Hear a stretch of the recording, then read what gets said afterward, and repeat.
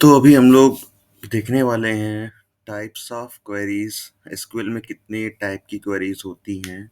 तो यहाँ पर मैंने कुछ नोट्स आपके लिए बनाए हैं जिसमें टाइप्स ऑफ क्वेरीज के बारे में लिखा है। और ये वैसे 5 तरीके की होती हैं, बट कहीं-कहीं आपको 4 भी मिल जाएँगी, 2 आपस में मर्ज हो जाती हैं। ठीक है, तो हम लोग देखते हैं जैसे डीक्यूएल, डीडीएल में ही मर्ज हो जाती है कहीं-कहीं। ठीक है? तो डाटा क्वेरी लैंग्वेज, तो पहले देखें select use to fetch data from a database. It can retrieve a single record, multiple records और specific fields from the one or more tables. अभी मैंने कुछ प्रैक्टिस क्वेश्चन आपको करवाए थे। उसमें मैंने आपको सारे डाटा को, मतलब जितनी टेबल्स बनाई थी, मैंने उनको रिट्रीव करके दिखाया था। फिर कुछ स्पेसिफिक फील्ड्स को भी रिट्रीव करके दिखाया था। तो ये जनरली वही कहना चाह रहा है कि जो हमारी डीक्यूएल होती है, सेलेक्ट कमांड, वो कुछ ऐसे ही करती है। मतलब कि सेलेक्ट कमांड आपके सारे डाटा को रिट्रीव करती है। इसके आगे है डीडीएल। डीडीएल में these queries are used to define, alter और ड्रॉप स्कीमा स्ट्रक्चर। ठीक है?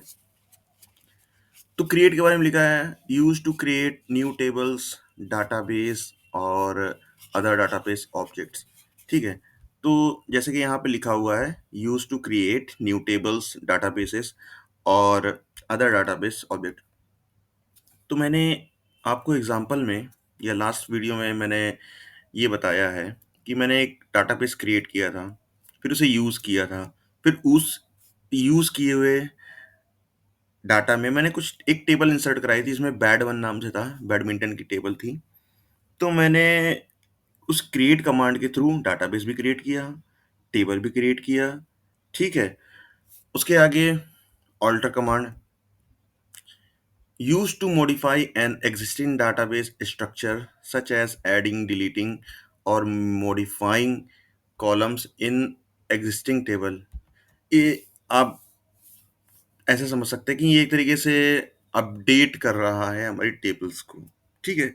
आगे चल के हम लोग इसके बारे में भी जानेंगे। Drop used to delete objects from the database such as table, views और डाटाबेस themselves। अच्छा, हमें अगर कोई टेबल को ड्रॉप करना हो, मतलब कि हमें पूरी टेबल ड्रॉप करनी हो, तो हम लोग को एक कमांड लिखनी पड़ेगी, drop table.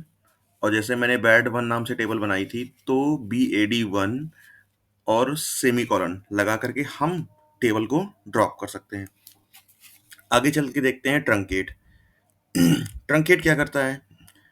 used to delete all rows from a table without logging the individual row deletion। ठीक है?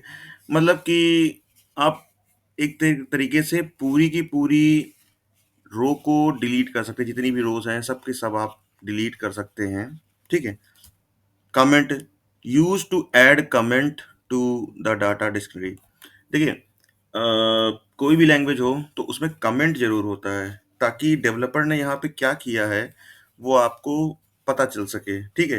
जैसे कि मैंने एक सेलेक्ट क्वेरी रन कराई जिससे मैं डेट ऑफ बर्थ ले रहा हूँ या ईयर ले रहा हूँ, तो वहां पर ये बताने के लिए कि मैं यहाँ पे कर क्या रहा हूँ, इसलिए हम लोग कमेंट का यूज करते हैं। ठीक है? देखिए, कमेंट को याद मत करिए। आपके ही लैपटॉप में एक कंट्रोल का बटन होगा, और कंट्रोल के साथ आपके पास शिफ्ट के बगल में एक बटन होगा जिसमें क्वेश्चन मार्क या स्लैश बना होगा। ठीक है? तो आपको उस बटन को एंटर करना है और कोई भी चीज़ आपकी कमेंट हो जाएगी। ठीक है? You rename used to rename an existing database object. ठीक है? इसका मतलब ये है कि देखिए, आपका कॉलेज में कोई ना कोई नाम होगा। ठीक है? लेकिन घर में आपको किसी और नाम से बुलाते होंगे।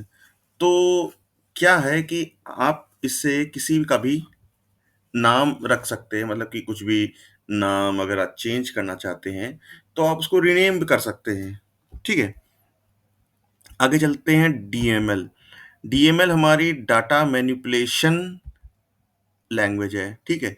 जिसमें आपकी इंसर्ट, अपडेट और डिलीट है। तो इंसर्ट में तो मैंने जैसे आपको कराया था insert into bad one values. तो उसके अंदर हम लोग क्या कर रहे थे? रो को इंसर्ट कर रहे थे, या आप बोले तो टपल्स को इंसर्ट कर रहे थे। अपडेट में क्या है, मॉडिफाई करना, मतलब कि उसमें जो डाटा है, एग्जिस्टिंग डाटा, उसमें किसी एट्रीब्यूट में मान लीजिए आपने गलत मार्क्स चढ़ा दिए, मान लीजिए कोई टेबल है जिसमें स्टूडेंट के मार्क्स चढ़ने हैं, पर आपने कोई गलत मार्क्स चढ़ा दिए, तो आप अपडेट क्वेरी के थ्रू आप डाटा को चेंज कर सकते हैं। ठीक है?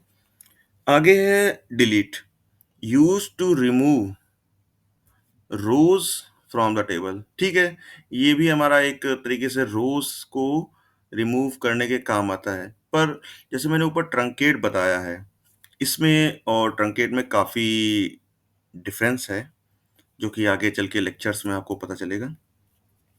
Data control language, DCL, grant और रिवोक। ठीक है, जो डीसीएल है, कंट्रोल लैंग्वेज है, वो किसी तरीके का एक्सेस देती है। तो ग्रांट का क्या होता है, used to give users access privilege to the database.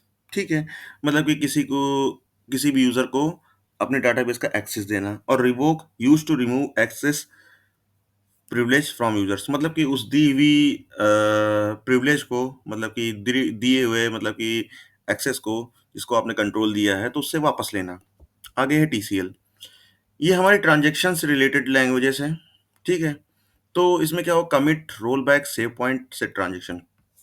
अच्छा, एक चीज और समझिएगा, आप यूपीआई से या किसी भी पेमेंट मेथड से पेमेंट करते होंगे, तो जो आपका कमिट है यहाँ पर, तो यहाँ पे लिखा हुआ है used to save all changes made during the current transaction. ठीक है, मतलब कि आपने एक ट्रांजेक्शन को पूरा किया, तो वो तब तक पूरा नहीं होगा जब तक आप कमिट नहीं करते, आपका ट्रांज़ैक्शन कमिट नहीं होता है। मान लीजिए पहले उसने आपको एक ट्रांज़ैक्शन करना है ₹500 का, तो उसने क्या किया, पहले डाटाबेस को रीड किया आपके, कि आपके अकाउंट में 500 से ज़्यादा रुपए है या नहीं। आपके रुपए देखे और फिर उसने ₹500 आपके अकाउंट से काटे और उसको दूसरी तरफ भेज दिया। उसके बाद उस दूसरे के अकाउंट, जिसके अकाउंट में पैसे भेजे हैं, वहाँ पे एक पैसे देखे और आपके भेजे हुए पैसों को वहाँ पर राइट किया और फिर उसके बाद नई वैल्यू अपडेट की। उसके बाद आता है कमिट। जब तक कमिट ना हो जाए तब तक आपका ट्रांज़ैक्शन पूरा नहीं होगा। ठीक है? Roll back, used to revert changes back to the last committed state. ठीक है, रोल बैक आपका यहाँ पर है। तो रोल बैक क्या करता है, जैसे मान लीजिए कमिट स्टेज से पहुंचने से पहले कहीं पर ट्रांजेक्शन फेल हो जाता है, तो आपका ट्रांजेक्शन उस जगह से नहीं स्टार्ट होगा जहां पर वो फेल हुआ था। हमेशा वहां से स्टार्ट होगा जहां से आपने उस ट्रांजेक्शन को स्टार्ट किया। ठीक है, मतलब फिर से स्टार्टिंग से ही स्टार्ट होगा। Save point, used to save used to set a save point within a transaction which you can later roll back. ठीक है, इस चीज को हम लोग फर्दर लेक्चर्स में समझेंगे। और set transaction, used to specify characteristics for the transaction. ठीक है, तो ये दो कुछ चीज़ें हैं, ये चीज़ें हम लोग बाद में समझते हैं। तो अभी के लिए फ़िलहाल इतना ही। नेक्स्ट लेक्चर में जल्दी ही मिलते हैं। तब तक के लिए बाय।